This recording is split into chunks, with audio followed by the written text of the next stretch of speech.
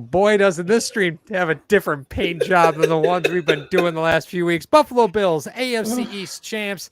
They go into Miami and stick it where the sun doesn't shine in the evening game. It's just fuck the Dolphins, man. I know we're only 36 seconds in this stream, but God, I hate that franchise just to the absolute core of my being. Paul from #Sports, joined by, am I going to get this right? Ryan, Joe, and Mario on the far side. You guys know what to do. Thank you for joining. Comment, like, subscribe, join the conversation. We're here to celebrate a Buffalo Bills AFC East victory. Joe, are you loaded for tonight? I'm loaded. Let's go. You're not alone. Let's go. Let's go. Yeah. Mario's the one wearing the sunglasses. We're the ones popping the champagne. Cream always rises to the top. Yeah. There's no pop? Yeah. There's no pop? Come on. Where's the pop? I'm fucking terrified right now. There we go. There we go. Hang another banner. All right. Yep. You guys are an absolute vision tonight. I want to send this victory out to what's TD? TD Finstock. Yeah, here we go. This is for you. Get a glass, you savage. No. What are you guys doing? Wait a minute. I have this I have big hands, guys. I have huge hands. And this goblet is massive. TD, what do you think of the game?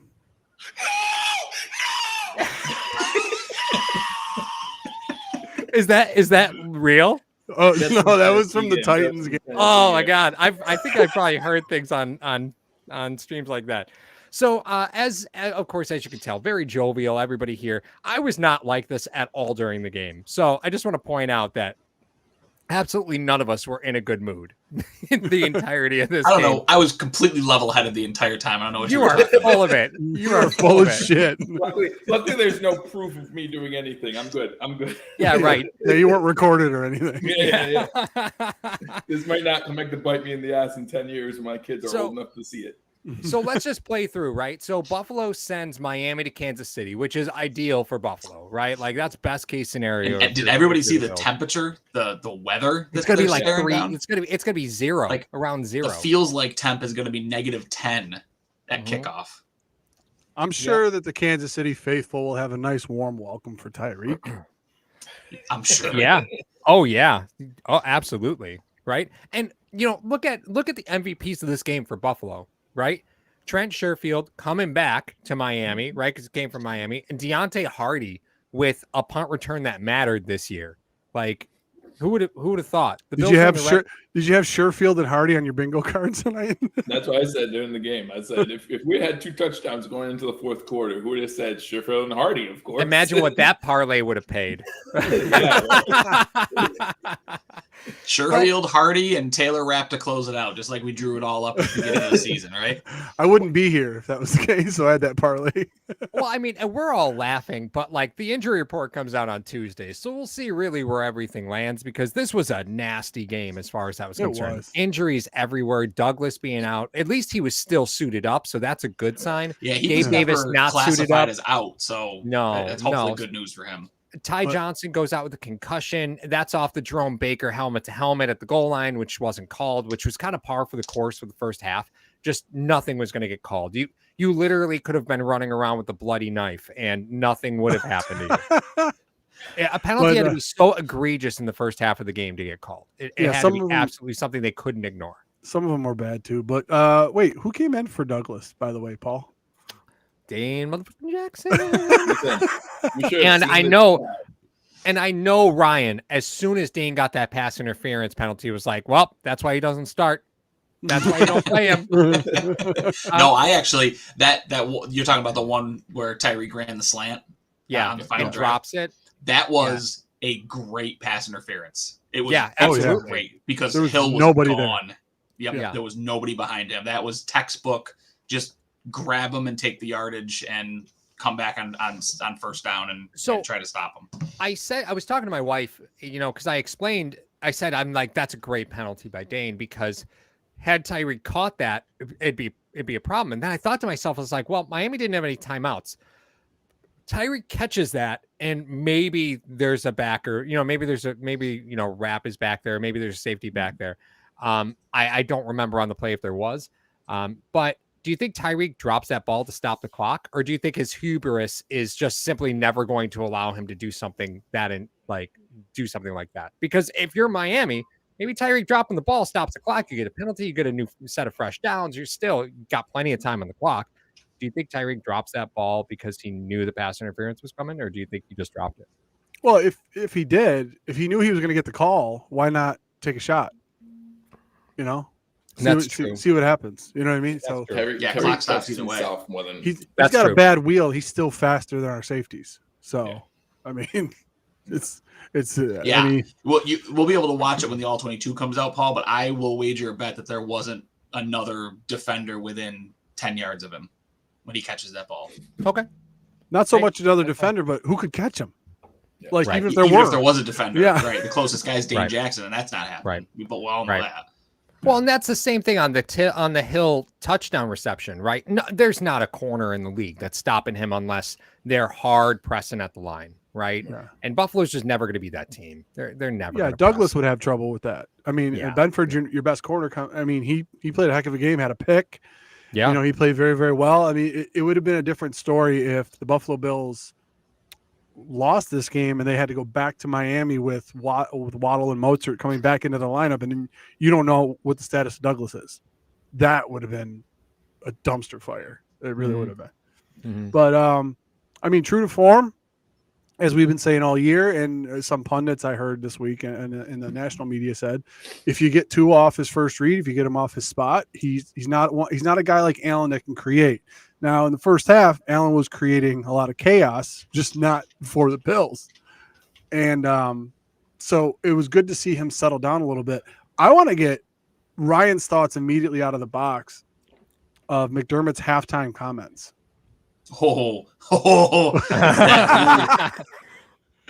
I mean, he's right? He was right in what he said, but that's not the place to say it. No, that's not the place to throw your star quarterback under the bus. It reminded me of Andy Reid did the same thing in the playoff game against the Bengals 2-3 years ago when they went for it late in that. Instead of kicking the field goal, they went for the touchdown, and he was coming off the field, and he said, "You need to throw the ball into the end zone." I was like, "Ooh, okay." Yeah. You know, I think Reid has earned. I mean, at that point, he had earned some leeway with Mahomes at that point in time. I don't know what the relationship is with Allen and McDermott. It by all accounts, it sounds like it's fairly indifferent towards one another. Yep. Again, he's not wrong, but at the same time, you can't do that in that moment. That's a comment that you make after the mic is down to Allen himself.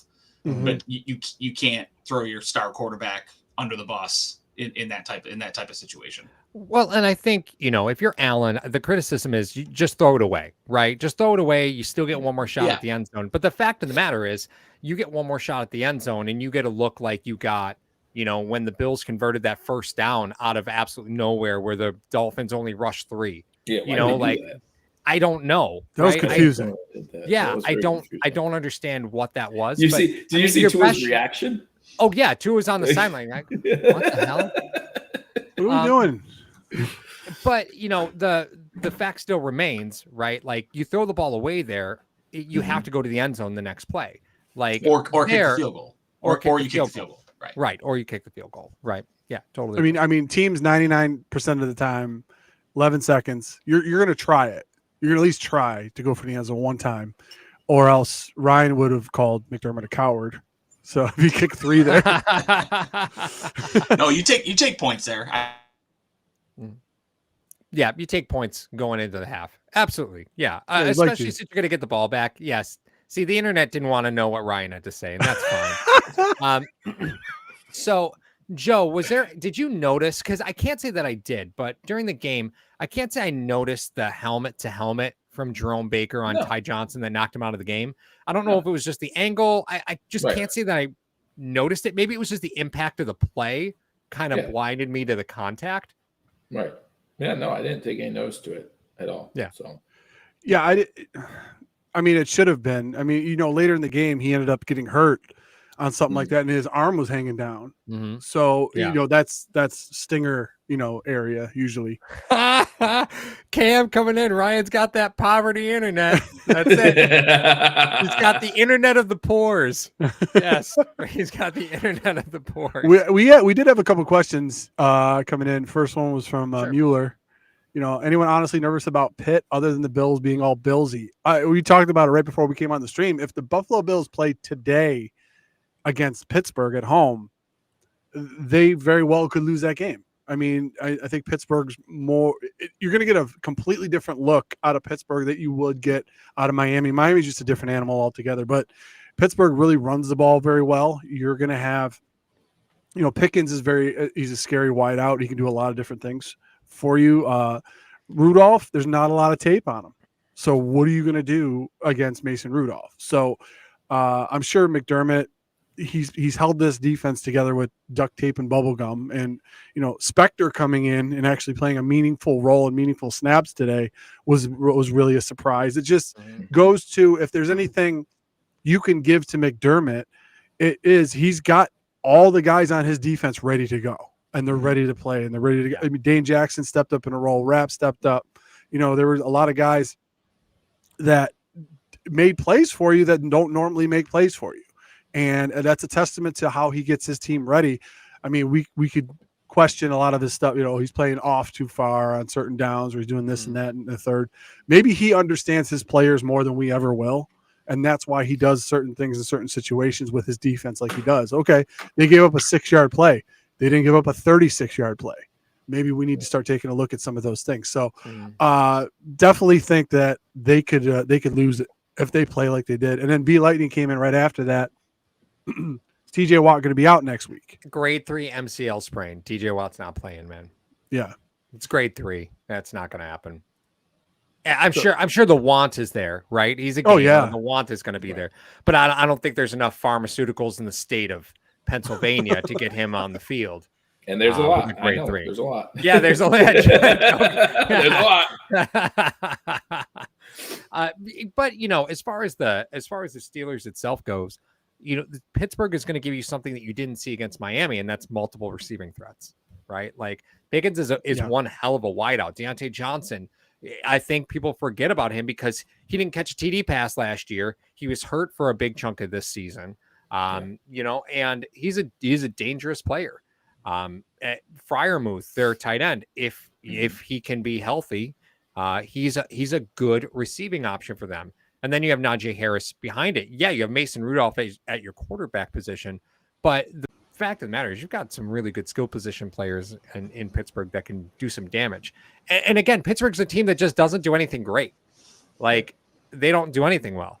But I do want to give kudos to the first time in NFL history that the 3 Lake Erie teams all made the playoffs. If that's not shocking, right? The Browns, the Lions, and the Bills all made the playoffs. Kudos. Pittsburgh Steelers. The Pittsburgh Steelers. Oh yeah, I just want to say DF forever. Thank you very much for the donation to the super chat. Baltimore is the only team that scares me now. I would say Cleveland. Of any team, I would say Cleveland because Ryan, what do you say all the time? Defense travels, man. Defense travels well. Just a note on the Pittsburgh. You want to know the great thing about both those teams? What's that? I don't think we'll see one of them until the championship game. So that is true.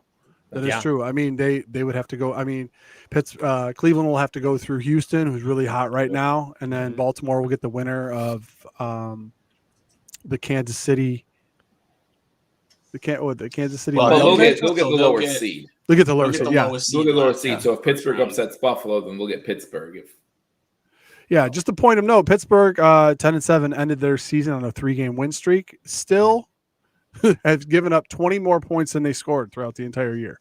Mm-hmm. So they're at a -20 for the entire season. And they'll be without TJ Watt. Yes. Yeah, without a doubt. So I do want to point out there was what was it here? I don't remember. Never mind, guys. Oh, sorry. Here it is. I lost the comment. Al Bristol, who still wants McDermott fired? Ryan, take it away. Good, Ryan. Good, Ryan. Sure. I'll fire him. I mean, that's fine. I don't. I mean, Super Bowl or bust at this point for me. Yeah. From a success standpoint. I mean, he hasn't done anything this season that he hasn't done over the last few seasons. He's brought him to the playoffs. Great. Now go win a Super Bowl.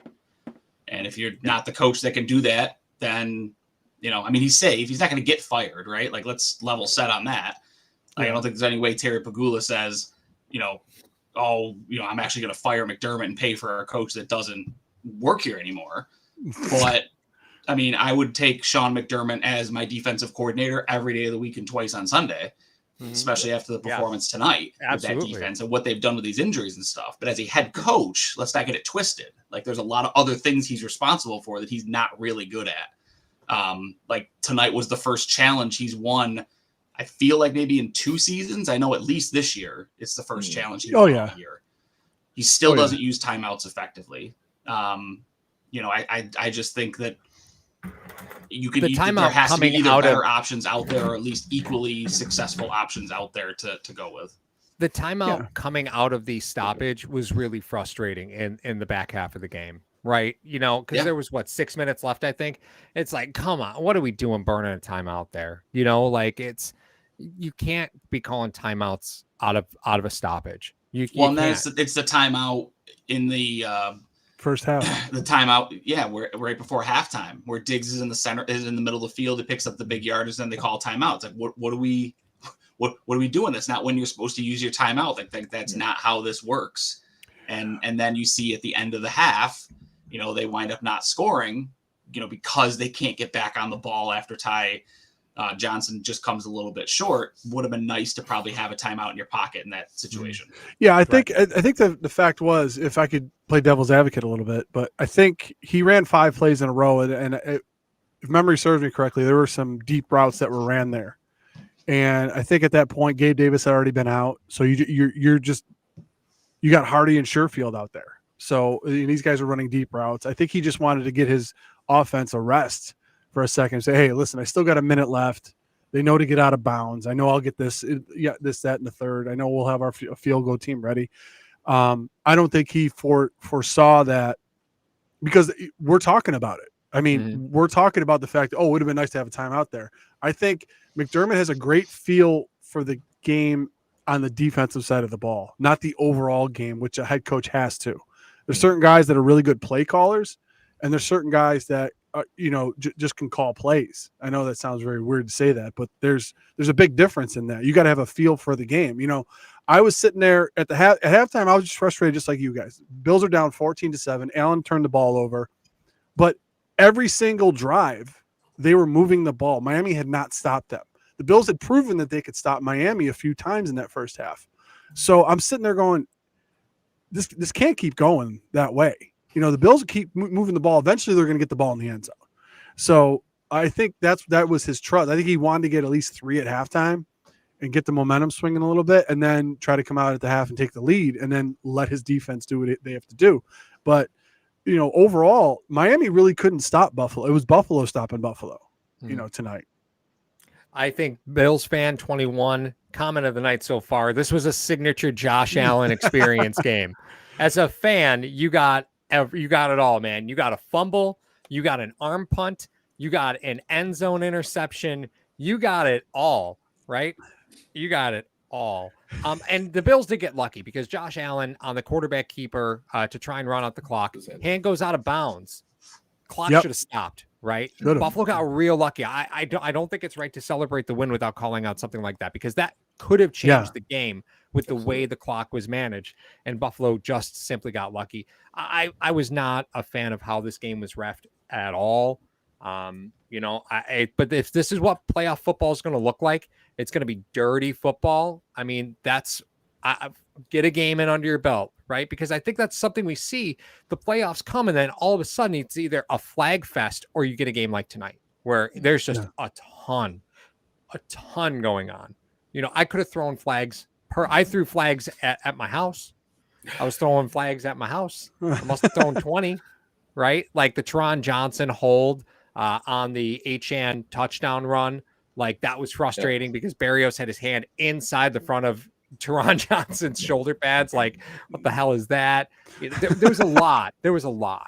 And that's how I feel about the hand being out of bounds. Like, boo fucking who, right? Like, and maybe if they would have called targeting, like they should have called targeting, with Ty Johnson at the goal line that knocked him out for the rest of the game, and the Bills have an untimed play from the 1 yard line. Like, maybe we're not even talking about how close this was. Or the Dawson Knox pass interference on the first drive. That would have been an automatic that turns into 5. Yeah, that turns into an interception, right? Which, as I was looking into this game, so Alex Kemp was the white hat calling this game, and he has the third most going into this game. He had the third most penalty yards his crew this season. So I was expecting a lot of flags, and just the fact that you didn't see him because he's going to get a playoff game, and so you had 10 penalties. Because we know Brad Allen's not getting one. Yeah, Brad Allen's. Oh yeah, no. According to Bleacher Report, Brad Allen's not getting one. I'll believe it when I see it, though. Listen. If you've watched this channel for any amount of time, I have talked so much about how much I dislike Brad Allen when he's an official for a Bills game. He is not good at what he does. Period. Guys, you could tell when somebody bets on the NFL when they know officials, name, history, city of birth, how many flags they call, what kind of flags do they most frequently throw. I know all of it, just like Joe does. Which reminds me, you can see razor sharp pick. You can see razor sharp picks on #sports every week on Wednesdays. So I was expecting more. But because this was a sloppy game on both sides of the ball, and I was thinking that we'd see a little bit more from penalty. But if this is the type of, maybe they all got a little talking to, before the playoffs start, like, hey, listen, guys, we're going to let them play. We're not going to be calling. But if that's the case, as I talked to Paul at halftime, you cannot call defensive holding on Dane Jackson when he just barely tugs the jersey. Like, it was defensive holding. It was. But if you're not going to call Apple jumping over Dawson Knox, jumping on top of Dawson Knox in the end zone, if you're not going to call Apple running into Stephon Diggs before he makes a remarkable catch anyway, pass interference, you can't call that holding. And, it's all about, and you hear that in baseball all the time, Paul, I know you're a big baseball guy, consistency, right? It doesn't matter what you're calling, but as long as you're consistent with it, that's what matters to me. And so going into the playoffs, that's very important. What is the consistency going to be like? Because, again, I mean, the referees aren't going anywhere, guys. These are the referees that they're going to be in the playoffs. And that's usually, offenses and defenses, they have their script at the beginning of the game. That's usually when they find out what's allowable and what's not, like how they're able to do that. And then when you let them play for, 45, 50 minutes a certain way, and then you start calling stuff at the end, and then you start picking up it. I think this officiating crew too had a 2-1 penalty against the away team. I think it was 2-1 as well, even though he had the third most. I think they called more on the away team as well. So I expected a flag fest, in this game today. But you know what though? As far as the game is concerned itself, the Dolphins and the Bills are both playing football, but they just play different types of game. Like Buffalo, for some reason, has the perfect foil for what Miami does, because Miami wants to score quick. I think the longest drive they had was 6 minutes. The Bills held the ball forever. I mean, they had the ball for 38 minutes in this game. And I just kept saying to myself, when the Bills were down, I'm like, listen, they're grinding this defense. This defense doesn't like being on the field a lot. Plus, they like playing against teams that like to pass all the time because they always have leads. So they're not really conditioned, albeit they were missing a lot of starters. I understand that. But, Melvin Ingram scares the shit out of me. Like he's always been like a bill killer when he was with Kansas City and everywhere else. Hey, they talked about it on the broadcast. He's got the most sacks against Josh Allen out of any player in the league, which is only 5.5, right? Like it's only for a quarterback that runs around an awful lot, right? But Melvin Ingram in pass coverage, not too good. Oh, you love that matchup, right? Like that's why you went out and got a guy like Kincaid, right?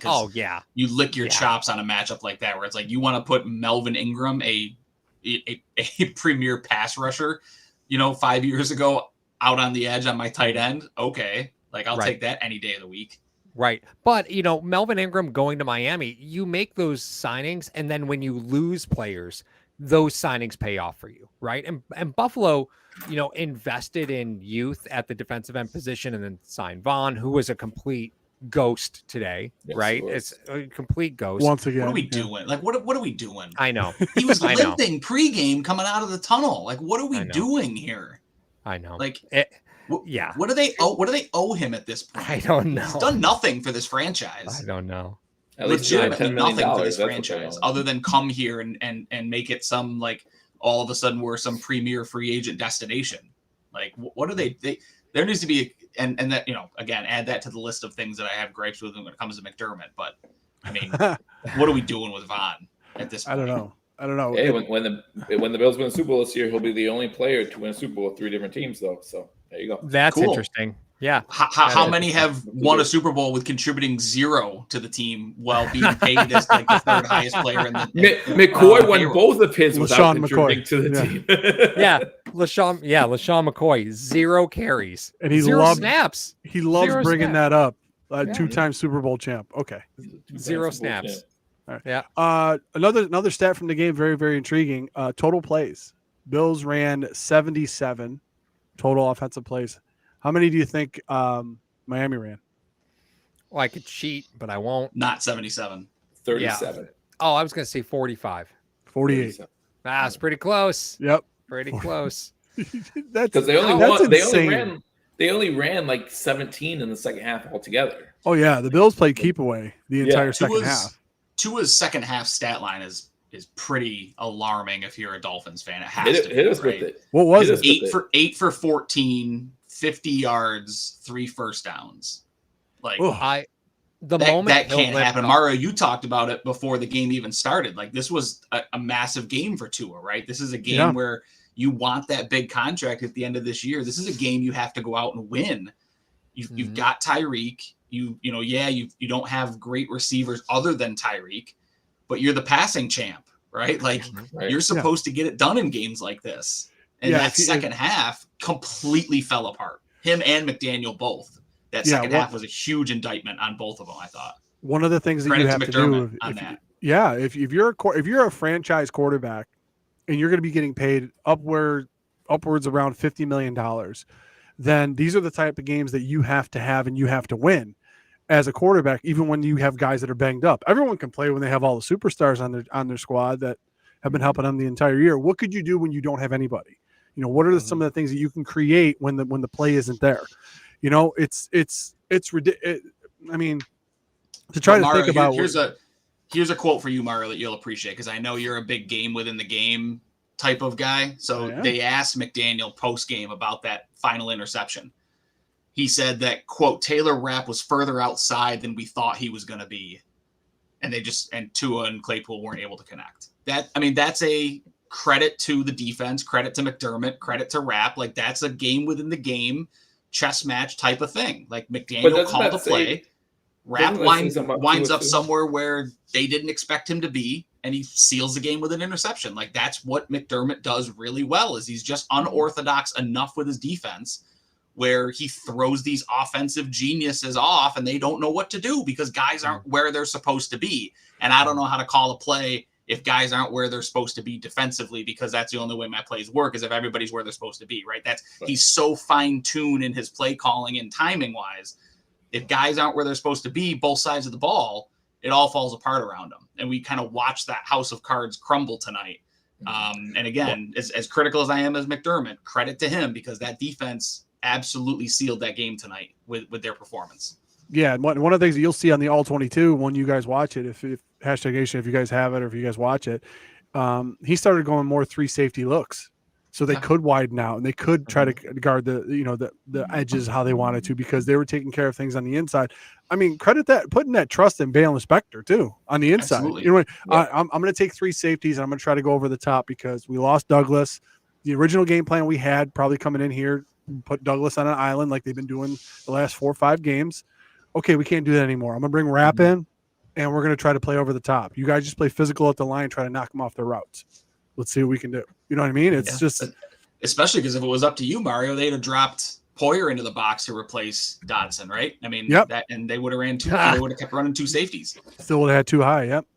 So if you look at the stats from this game, Tua was 10 for 91 to any receiver not named Tyreek Hill, right? And the fact is, when Tyreek went out, I knew the game was over, right? When Tyreek goes out, you knew he was going to try and press the ball to someone like Berrios, right? Because that's what he's going to do.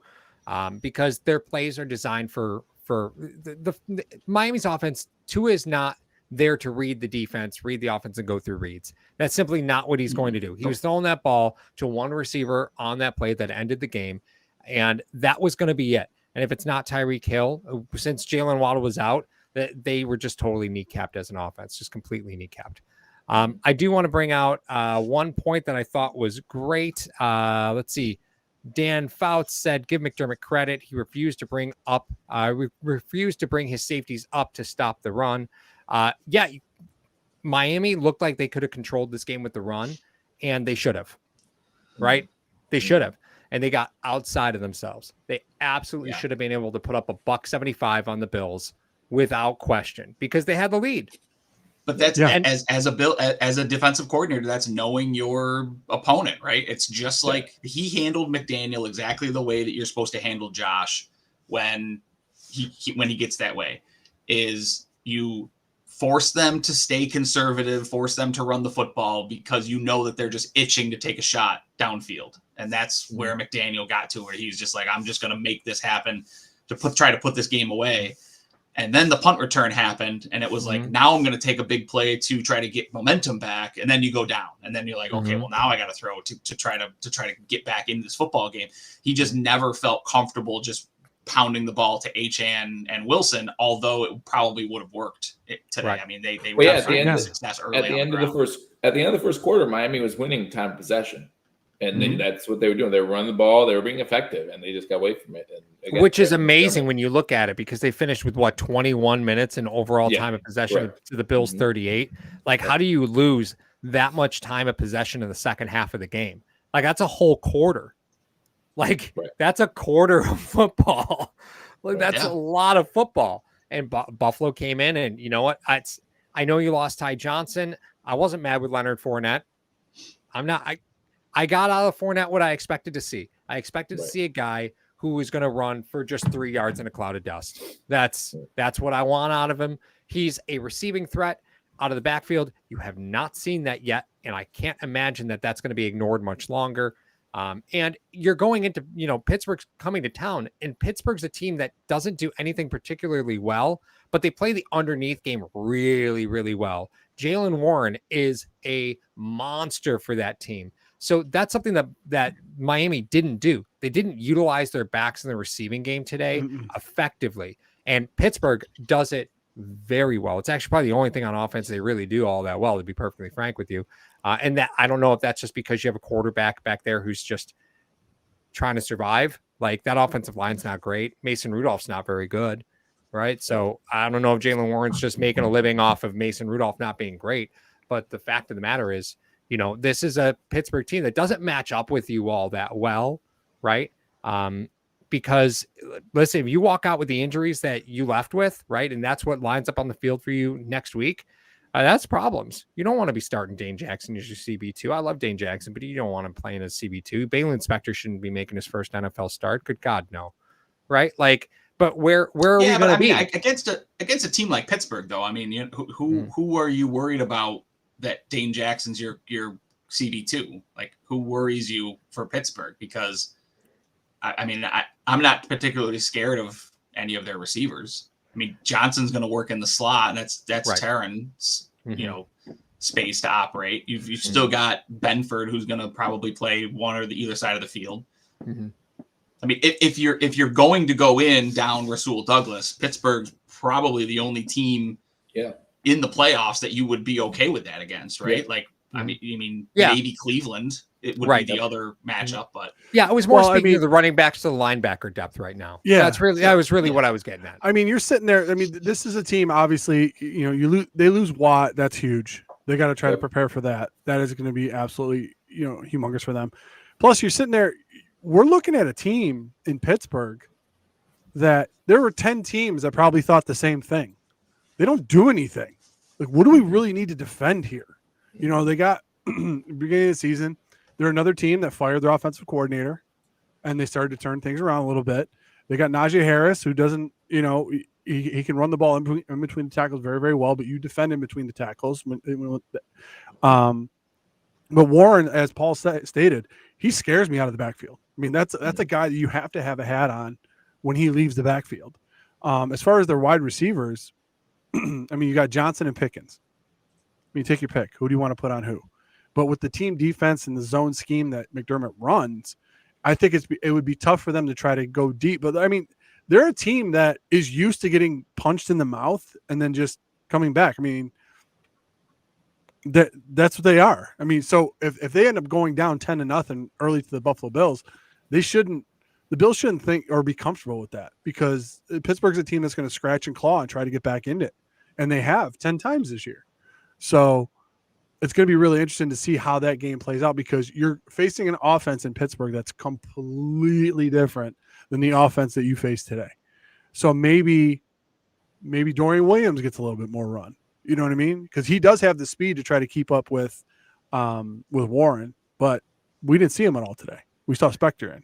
Right. That was a great question. I saw that in the chat. Somebody said, what happened for, Balin Spector to come in? That was Vita Vega. What happened with Dorian Williams for Spector to come in first off the bench? And we've seen Williams primarily, right? That was who you saw at the beginning part of the season was Dorian Williams. Yeah. Total ghost. I was just on to see if he was even active for the game, because I couldn't tell you. Right? Yeah, he was. He was playing special teams. Dorian Williams. Okay. Yeah, he plays special teams. Yeah, I think the nature of the opponent dictates a little bit more who McDermott likes to turn to in those moments. Yeah. Like against a team like Miami, you can't be Dorian Williams hyper aggressive. Like I'll make it up with my speed, right? Like if I make the wrong read, you need someone who's going to be fairly consistent with his reads. May not be the fastest guy to point of contact, but he's going to get to point of.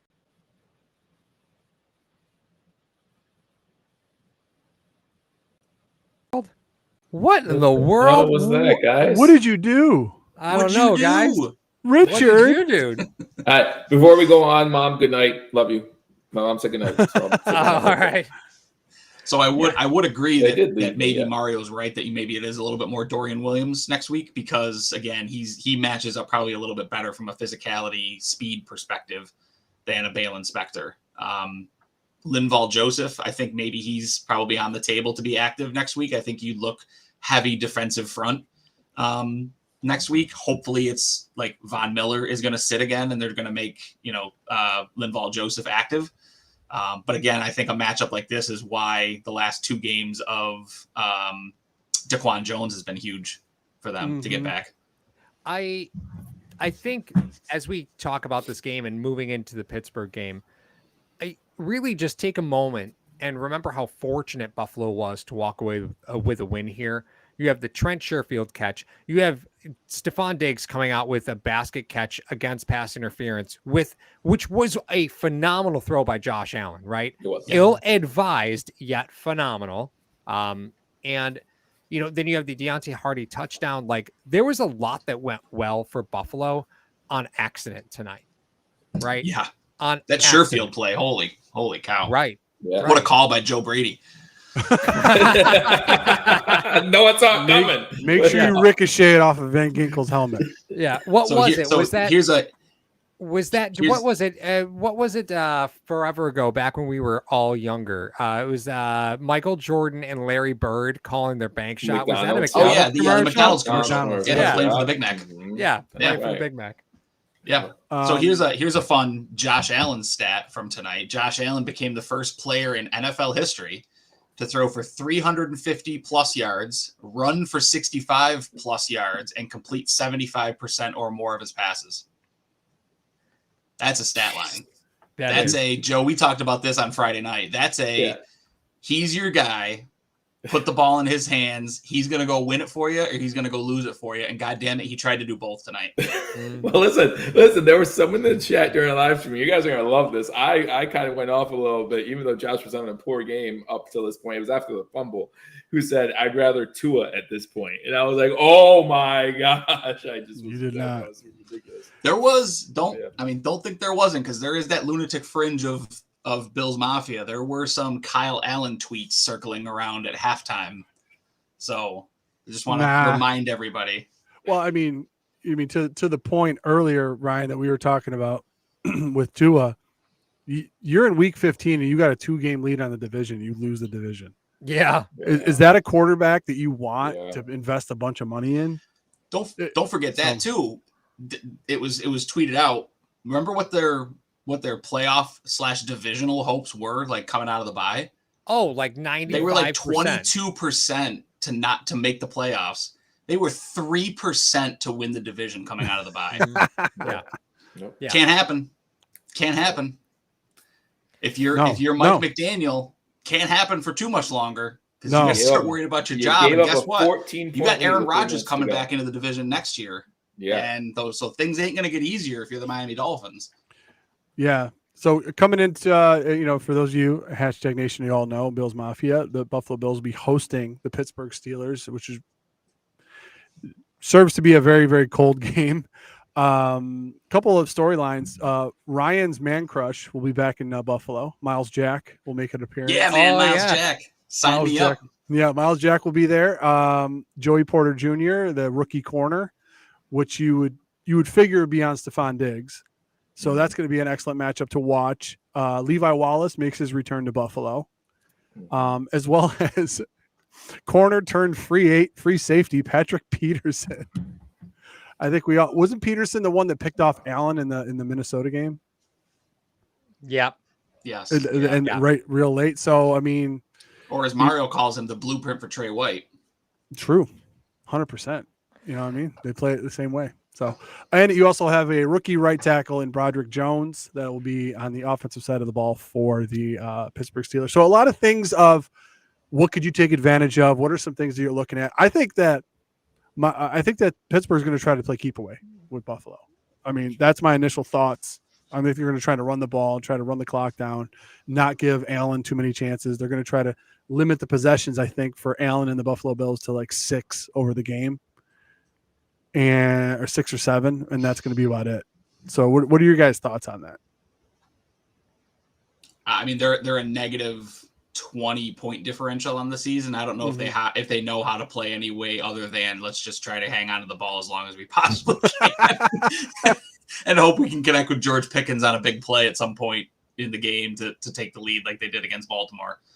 Yeah, I mean, I think it's going to be a middle January Bills Pittsburgh. Exactly, if you were to type that into an AI machine, like tell us what the game plan is going to look like that's exactly what it's going to look like. It's McDermott's dream, right? Ball control, run the football. Leonard Fournette's going to probably get 10 to 12 touches in this game, and they're both going to try to just grind it out. And again, I think it just comes down to at that point whose horses are better, and I'll take Buffalo's.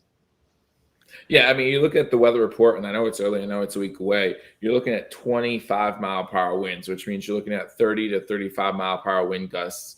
I don't trust Mason Rudolph throwing the ball a single time in this game. This is like the Patriots game where Mac Jones threw it 3 times. Like, I expect a lot from Najee Harris. But to be honest with you, I wouldn't be too upset if the Bills go into this game with the same game plan that they did against Dallas, and they do the same thing and play keep away and just run the ball and give them a taste of their own medicine, because I think James Cook can run well against this defense, especially without TJ Watt in there. So I feel like the best way to combat a team playing keep away is to do it better than they're doing it. Josh Allen, we've seen it a few times now this season on the 6-game win streak or 5-game win streak. He does not need to win the game. That's not what the mass media will tell you. That's not what other people might tell you. But we do not need Josh Allen to play incredible football. He didn't play incredible football today. He just did when he needed to the most.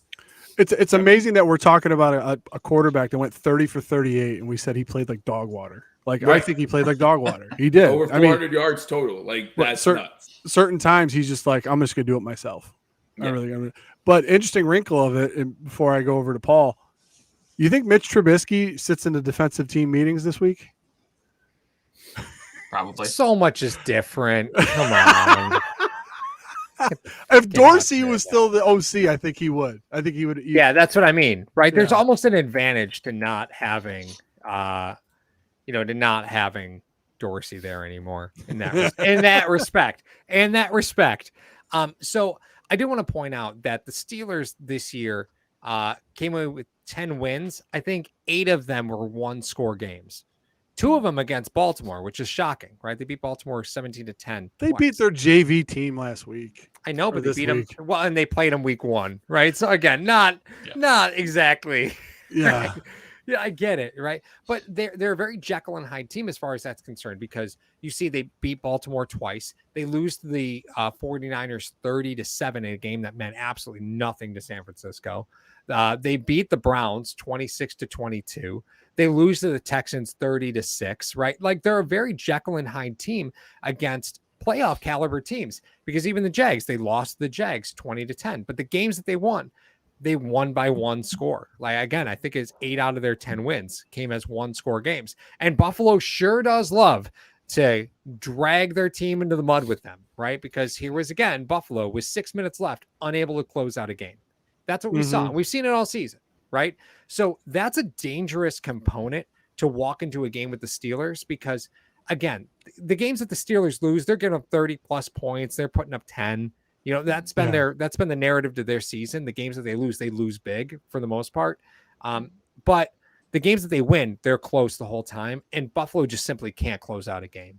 Like, if it's within 10 points in the fourth quarter, I have zero faith that Buffalo is able to work out those last 2 drives to drain out the clock and walk away. Like, with 6 minutes left in the game, my wife even said to me, she goes, yeah, I'm not feeling good about this. Like, I should feel like we're going to win this game. And I just don't think that's going to happen. And then you come up 4th and short, and you're like, okay, listen, they went for it. I paid for admission to this park, right? I'm on the ride. I know how this is going to go. But hey, credit to McDermott for going for it. Yeah. I mean, credit to him, because it was a 55-yard field goal, and Bass has the leg for a 55-yard field goal. I could see every reason for McDermott to try to kick that in that situation. And we've seen him take the penalty and then punt it in that situation. Yep. Someone in my chat said, try to draw him off sides and punt. And I was like, that's so Sean McDermott. I thought that was coming. And so probably Miami probably thought it was coming too. I mean, Miami probably thought, listen, that was completely outside of the box of what McDermott usually does. I mean, we all expected that. It was like, oh, he called a timeout just to take a penalty. Like, no, stop it. And then he ended up going for it, which I would have liked to see more variety in the play call. I understand that. You got that 200 bounce out. Yeah, it was. You got that 250-pound horse back there. I mean, you think it would work, but Mario, prior to today, he had converted every single one of those runs on a first down. He did. Yeah, he did. Prior to today, and so you gotta give Miami credit for that. You have to give Miami credit for that. They stopped him twice. Yep, they did. Absolutely right. You have to give them credit for that. And walking into, I don't have to give him credit for anything. Fuck the Dolphins. There it is. But I do think there's something to be said for the tape that Miami put out defensively, because that's certainly not going to be missed by Tomlin, right? Tomlin's been in this league for a long time. He's had a winning record as a head coach his entire career for a reason, right? There are going to be things that Pittsburgh does that Miami did that are going to fluster Buffalo. And a really good seasoned head coach like Tomlin is just simply not going to miss what Miami was able to do against Buffalo. So I think there's a lot of Bills fans that are just writing off the Steelers game. I'm not telling you that Buffalo's, in real dire straits and, they're likely to not win that game. No, they should steamroll the Steelers by all accounts. But what I'm saying is there's variables in there that you do have to at least be mindful of when you're talking about that game. Yeah, there's the absence of TJ Watt, because the Steelers more often than not would only rush 4 and they would drop 7. So in the absence of TJ Watt and trying to get more pressure on Allen, do they try to blitz more? Obviously, looking at tonight, you saw whenever Miami brought pressure, it was trouble. It was trouble for Allen. It was trouble for the offense. So he's going to take that part of the script and be like, listen, we TJ's out. We got Marcus Golden in there, which is no slouch, but he's not TJ Watt. So we have to try to figure out how we can generate more pressure and give our corners a little bit of relief, even though they got 2 pretty solid corners. What are we going to do? We got to try to bring blitzes, odd man blitzes that they haven't seen yet this year, because we haven't run it this year because we haven't had to. So it's going to be interesting to see. Right, and we have a guy that can go get 18.5 sacks on his own. Yeah. Well, and to Ryan's point, Ryan away from the broadcast was like, I want no part of Houston, right? Whatever scenario had Houston and Buffalo play, I want no part of that. And from the looks of it, Buffalo's going to avoid Houston, right? Which is good as far as, just as long as things play out the way they're supposed to. I do think Pittsburgh's the best team for Buffalo to have drawn in the playoffs, right? It's the best team for Buffalo to have drawn in the playoffs, and that's not always the way it is. Sometimes you could get a Cleveland sneaking in the spot that the Steelers are in, right? Where Cleveland's a really good football team. They're a very good football team. And I think, again, a team that might get dismissed by a lot of people just because of the history of the franchise, but you can't dismiss the way Cleveland's played the last 6 weeks. No. Like, can you imagine the NFL? Like, they have to be praying for Buffalo, Kansas City, Baltimore, Cleveland in the divisional round, right? Like that has to be their absolute wet dream on the AFC side of things. Yeah, absolutely. Well, Paul, we were almost, it was 14-7 the whole game, and they kept mentioning throughout the broadcast, if Buffalo tied Miami, they were the 6th seed. They were going to Kansas City. Yeah.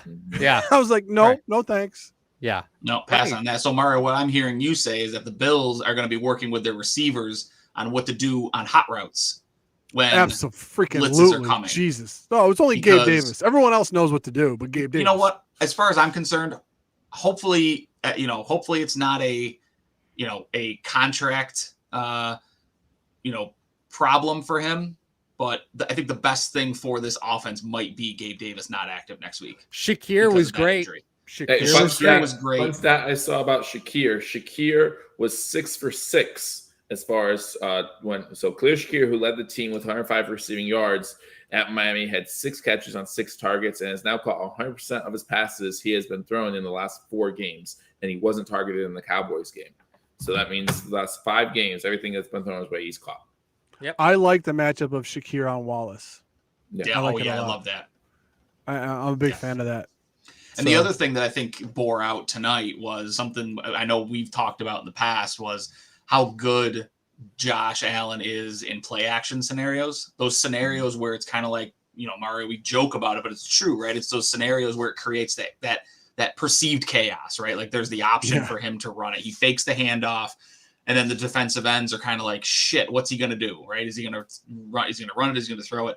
He was 9 of 10 for 167 yards and 2 touchdowns on play action pass plays. And it was just, with no run game to speak of, really. No. They had outside of Allen, we talked about it in my parlay, right? Like Cook didn't get to 40 yards tonight. Right. Fournette did what Fournette was supposed to do, get the handoff and fall forward for 3 yards. Like that's what he was built to do. But 2.9. Beyond that, it was completely, there was no run game to speak of, but they were still being successful through the play action because of the risk of Josh Allen taking off and running and that potential for chaos that it creates. It's like that chaos grenade, right? Like, did they pull the pin or did they not? What are we going to deal with here? Yeah, they did. Yeah. Like I said, it could just be one of those things where these two teams know each other so well and they're both playing football, but they're both playing completely different games. And the chess match between McDaniel and McDermott happened to come out on top once again. You saw that game when they had Matt Milano, when they had Trey White, they won 48-20. This was not going to be – I knew this wasn't going to be the same game because it's almost like 2 completely different teams now with all the injuries and everyone. Joe, what are you doing? I'm just laughing at Joe dancing and drinking straight from the bottle. That's it. We're division champs. Joe's in sicko mode tonight. I love it. Joe's third time in this history. I'm glad Joe's at least keeping it classy. He's not wrapping it in a little brown paper bag. He's walking around the 305 tonight. Ashamed. What's up, guys? I'm not ashamed. Listen, my kid wakes up right now. I'm like, how you doing? Good on you. Celebrate. Oh my God. Deion Dawkins, they asked him about his finger. Did you guys see that quote from him? No. After the game? They I'll asked him just about put his some snow finger. on it. He apparently got his finger caught on something. He doesn't know what. And, quote, the finger almost fell off. So he had to go out and get stitches mid-game, which is why he missed that. That's the beauty of the game. We have guys that care, and I don't want to let my guys down. So stitch it, wrap it, get my ass back out there. That's what they pay me to do, and that's what I'm going to keep doing. Hockey player mentality, baby. Gotta love it. Is this You is this already like know. Ronnie Lott 2.0? Like my finger? I don't know, but Just cut it off. do I need the finger? Is it it's his ring finger. I don't think it would have gone over too well if he lost his ring finger. So On his left hand? I don't know. Yeah, on his right hand, who cares? He plays left tackle. What do you care? What do you care if it's right ring finger? Inside leverage might be tough without a ring finger. I don't know enough about it, but He's got hands like Paul. Another stat looking forward to this Pittsburgh game. The Steelers are 1-10 without TJ Watt all time. Ooh. 1-10. And your boy Tomlin. yeah, most teams don't perform well when their best players off the field. Correct. And Tomlin is 8-9 in the playoffs. So below 500 in the playoffs, above 500 regular season.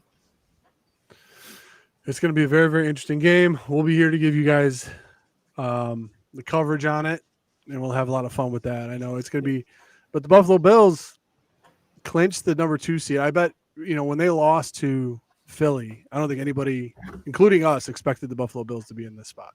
And even Ryan even said, would they have a 3% chance, 2% chance of actually winning the AFC East? And lo and behold, there they are. And Miami's got to go travel to Kansas City. What's that freaking London game, right? Like, I was sitting here looking at the matchups. I was like, God, that London game? Are you kidding me? Yep. Right? Because I'm watching the Jags game. Like, what universe do I live in where I give a crap about what happens in Jacksonville? And I'm watching the Jags game going, oh, my God. Come on. Let's go, Tennessee. Let's go. Woo, Tannehill. Let's go, Ryan Tannehill. Didn't you predict that Henry would have like 200 and he had like 151 I or something? I said, I'm hoping Henry goes for 200 and just has a farewell game. And sure enough, they gave the man a microphone at the end of the game so he could say goodbye to Tennessee. Oh, yeah. Yeah, they gave him. He was on the field with his uniform still on. So they handed him a mic so he could say thank you to the people of Tennessee. Wow. So what I'm hearing is that you would love to see Cook, playoff Lenny, and Henry next year. God, don't tempt me, sir. Don't make me beat the drum for that. So let's just unpack this real quick, right? Because Titans are obviously out of the playoffs, but I think a lot of people just saw Dalvin Cook sign with the Ravens, right? So let's just be frank. If the Titans were to cut Derrick Henry tonight after the game, he would not be eligible to play in the playoffs for another team. Can we just level that out, right? Like he's not eligible. So if anybody's like, "Oh, Buffalo, the Titans should cut Derrick Henry. He looks like he's 24 years old." No, he doesn't. But if he were to get cut tonight, he cannot sign with the playoff team, right? Like that window's over. Games are over. The season's over. So that transaction history can't happen. One of the things they said during the game that I found interesting, one of the commentators said, well, you know what? He's played 8 years, but his first 2 years, he only had like 110 and 171 carries. So, he's not as old as everyone thinks. He went to Alabama. He is. He had 400 carries every other season, though. Yeah, he went to Alabama. They were giving him a break. Yeah. Alabama, he had like 800 carries. Here's a fun thing to think about too. I think where does the Deontay Hardy punt return fall in the single game lore of Buffalo sports? Because we've got there's tons of them. There's guys every season like Nyheim Hines last year with two kickoff return touchdowns, like Andy Dalton with his completion to get the Bills into the playoffs. I mean, where's that punt return? Because that you want to talk about sicko mode, fielding a punt at the 4-yard line in a playoff game or in a, what's essentially a playoff game down 7 and then going untouched to the other way. Again, unfortunately, there's evidence to my reaction to what happened in that. Because the moment I'm like, you're like, I just called him stupid. What are you doing? What are you doing? What are you doing? I said, this is so dumb. And then the moment he cuts, it's like he's gone. There's no one near him. Never mind. I forget everything I said. Well, I will say that I would rank this play a lot higher if this was a win or go home situation. But yeah, go ahead, Paul. Well, I think that's a great point, Joe. I will say though that Ingold, who was the guy who got called on the illegal block, was the cause of Hardy breaking that run because he cleaned out his own guy, actually got him hurt. And also Ingold, that was an adventurous 10 minutes for that dude. He was also after that illegal block. He's the Walter Payton Man of the Year candidate for the Miami Dolphins. So fun little fact. Fact. Ball don't lie, Paul. Yeah. He had that. I honestly think he should have been ejected for that hit on Johnson. That's ridiculous. Nowhere near the play. Completely unnecessary. Yeah. Yeah. No reason for that in the game. Johnson's like, he gets back up and he didn't even look at the ref. Like he was like, oh, I just got knocked down. Okay.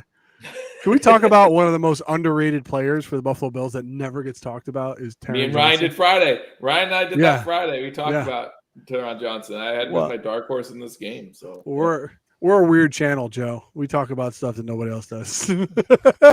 Right. Well, if you're Taron Johnson, you got to get up because with the NFL with the concussion protocol, you got to get up right away. That's it. You got to spring up like yo. So for Bills fans, so for you guys who may be worrying a bit about Douglas, they did interview him after the game. So I'll share his comments from him. He said, "I think I could have continued to play, but Dane Jackson convinced me that it wasn't necessary." So, Paul, here's your Dane Jackson. Yeah, you're damn right. Quote from Rasul. He looked me in the eye and said, "If you're not 100%, I promise I got you." Hey, former team captain, baby. There you go. Former team captain. That's awesome. That's why you signed those guys. 7th round pick. So that should bode well for Douglas being ready to roll come Sunday, because he doesn't strike me as the type where if he can go out there, he's going to be out there. Yeah. I miss Alex Austin. He was my Dane Jackson, goddammit. Paul got one. I wanted one. We all have one. We all have one. We're not all lucky enough to have ours play for Buffalo anymore. He played for the Patriots. I can't like him. No, you cannot. No, picked off Allen. Damn it. Yeah, so like I said, we're gonna give you guys coverage. We'll probably have some shorts throughout the week. Make sure that you check out Joe's razor sharp picks on Wednesday. You released them on Wednesday again, Joe? I don't know. I'm liking the Thursday lives. I have no idea. Right? Why? Well, there's no Thursday playoff games. There's no Thursday playoff games. You can do it on Thursday if you want. Thursday and Friday doesn't even. Actually, Friday. Listen, I'm so dumb. But anyway, yeah, Thursday. Joe's inebriated, guys. He's been slamming champagne from the bottle. Well, just took a bottle of champagne to the face. It's a family show. That's a wine cooler, isn't it? That's the biggest Bartles and James I've ever seen. We didn't know he had Four Loko in the other hand. It almost looks like a bottle of Mad Dog, but I'll reserve my judgment on that. Uncultured. And hey, can we celebrate spin? Absolutely, I'm with you. Can we celebrate a 1 p.m. kickoff? Can we celebrate a 1 p.m. Yeah, let's kickoff? go. I would if I didn't make plans. I know. Joe was like, "Oh, Bills aren't making the playoffs. What 6 am I and worried 6. about?" I was like, "Yeah, I'll go chaperone. Sure, why the hell not? What am I gonna be doing?" Yeah, well, so for those of you who are going to the game, looking forward to seeing everybody at 1 p.m. where I won't have to use my flashlight in the parking lot to see the people that I'm tailgating with. Looking forward to it. You don't like looking at anybody anyway, right? Nobody likes looking at me. That's the problem. You and your cured meats. I'm a connoisseur of cured meats, sir. But only in the bathroom. No, we've talked about this. I know. We talked about this. Quick change. Out of a quick wrapper. change. I do think that it's funny that like when you say, when you talk about tailgate, people just instantly assume that we all do things out of like file cabinets or on the hoods of cars. Like some people just go and like hang out. Yeah. They just like hang out and eat chips and stuff. Yeah, they do normal things. They play football in the parking lot. Like they do normal things. We will probably be, and I haven't talked with Mario yet. I still am trying to convince him to come to the game with me. We'll see if it actually works out. But we will probably be tailgating with Drew from the Rock Pile Report, Drew and Chris in the dock lot. So those of you who are coming to the football game, make sure you check out the dock lot. Hit me up on Twitter if you'd like more information on where we will be tailgating, but it is not drinking shots out of bowling balls and whatnot. There are space heaters, there are fires, there are covered tents, and there's a lot of smoked meats of all different varieties, shapes, and sizes. So if you're interested in coming, make sure you hit me up and I'll tell you where to find us. Spin, I'll be wearing this hat if I go. You're coming with me, you're not wearing that hat. Just look for John Wick in a Greg Rousseau jersey. How what, you need another reason to stand out? You're 6'5", 265. Yeah, wear those goggles. Yeah. Oh, is it the guy with the weird hat? No, it's the shaved gorilla over there. I'll be easy to find. I can just call people I'm meeting up with and just be like, just look for the tall idiot in the stupid hat. I'm right next to him. Yeah, just acting embarrassed. Look for the guy who's taking $5 from people to throw footballs at their kids. Mario, that hat makes you look like Crazy Eyes from what is it? What movie is that? Mr. Deeds. Big Daddy. Mr. Deeds, yeah. Big Daddy. Oh, is Big it? Daddy. Yeah, Big Daddy. Mr. Deeds. No, Mr. Deeds. It's not Mr. Deeds. Crazy Eyes is Mr. Deeds. No, Crazy Eyes was Mr. Deeds. He gives them pizza. Yeah, he brings them pizza towards the end. Yeah. Oreos. He's the one that he gives them the Lamborghini and he crashes it. Yeah. Immediately. Also, wait, I want you guys to go back. Steve Buscemi play a homeless guy? Oh, Steve Buscemi plays a homeless guy in Big Daddy. Steve Buscemi's the homeless guy that they convinced to throw the sticks into the rollerbladers. That's right. Yeah, that's right. Let's make sure we also give credit where credit's due, because if you guys watch that back like I am right now, the punt return for a touchdown. Anyone want to take a guess on who had the block on the punter on the last man who had a shot at Deontay Hardy? Give me Dane Jackson. Puna Ford. Puna Ford. Oh! Had the block on the punter. He had him locked up. It was amazing. Puna Ford on punt return. I got you, son. Just follow me to the promised land. What signings on the defensive front this offseason? I mean, oh yeah, amazing. Well, you had to rectify the $120 million dead money bomb you got. And we've said it all season. Trent Sherfield and Deontay Hardy worth every penny. We've said it all season, right? All I do when someone talks about they earn their money today is I remember how I reacted when he was signed, and people gave me such a hard time, and I was like, okay, I guess I'm happy. You just love that, Oliver. You know, I think it was real. How many times did we call his name tonight? Yeah. Easy heel, Joe. Yeah. Daquan Jones. Pretty good at football. Pretty good at football.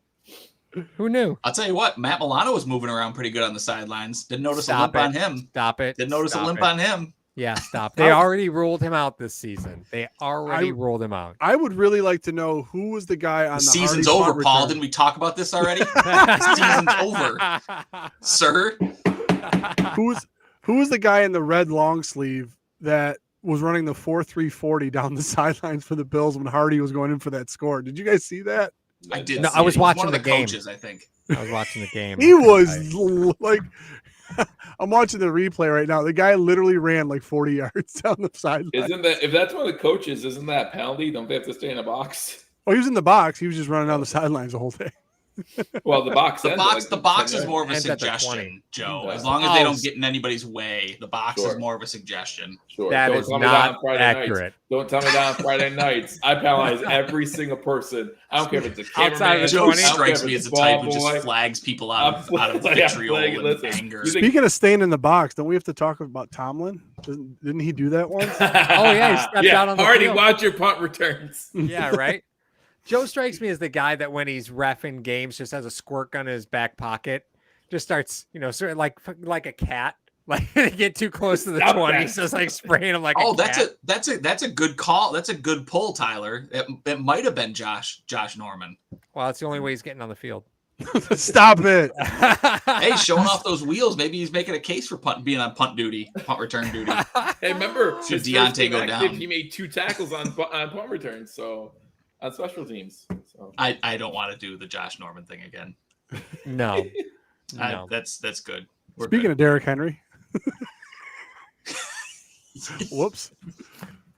Yeah, we were wondering how Fournette and Lawson would coexist on the same roster. I wonder how Henry and Norman would coexist.